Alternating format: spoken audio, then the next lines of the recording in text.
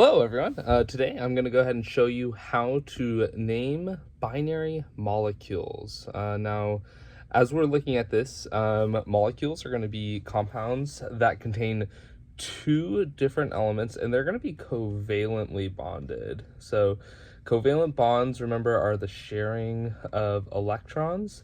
When we're looking at this, we know that two elements are covalently bonded when they are on the right-hand side of the periodic table. So these are going to be two nonmetals bonded together. A great example of this would be carbon dioxide, CO2. We can even have nitrogen trichloride, NCl3. And even water, good old-fashioned water, is an example of a molecule. Now, with that being said, don't forget hydrogen is on the left-hand side of the periodic table above the alkali metals. Hydrogen is kind of that lone wolf element there, okay? So once again, binary molecules are compounds that contain two different elements bonded together. They will be covalently bonded. So with that being said, we're going to go ahead and name binary molecules. We're going to name them. The way we do this is first by naming the first element as it is. So with carbon dioxide, we say carbon, right? Carbon dioxide.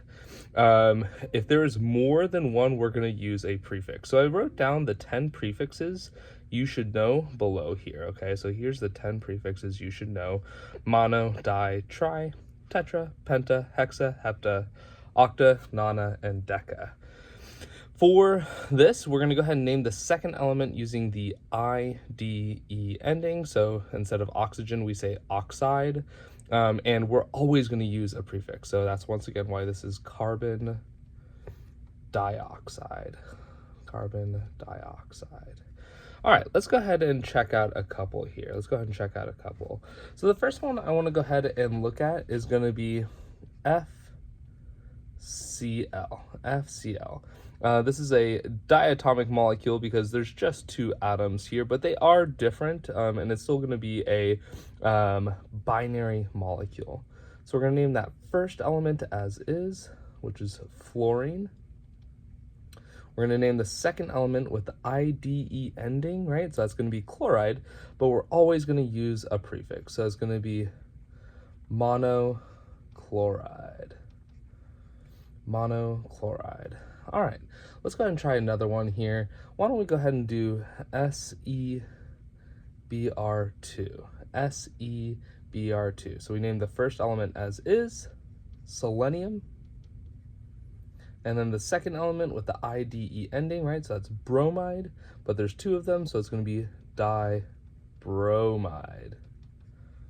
And let's go ahead and do one last one here. Let's go ahead and do P2O10. P2O10. So we're going to name that first element as is. That's phosphorus. But notice there is more than one, so we need to use the prefix. So this would be diphosphorus because there's two of them. And then the second one, end with the IDE ending, and always use a prefix. So this is going to be dec or deca oxide. For the oxygens, you don't have to worry about the A endings for the prefixes. So instead of deca oxide, you could just say decoxide.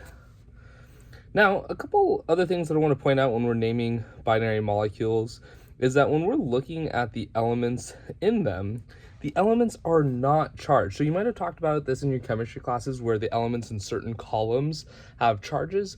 This is only in their ionic form when they're forming ionic bonds, okay? So for molecules, the elements are not charged because the elements are not gaining and losing electrons, which makes the naming for these really nice because all you have to do is follow what the prefixes say. So if it's iodine pentachloride, this would be I, there's just one iodine, Cl, and then penta is the prefix for 5, so ICl5. Sulfur difluoride, we have sulfur and fluorine, 1 sulfur, and di is 2, so SF2. And sulfur hexafluoride would be SF6. Now, if you want to go down the fun YouTube rabbit hole, go Google SF6. It's a really cool molecule. Anyway, thank you so much for watching, and I hope this was helpful.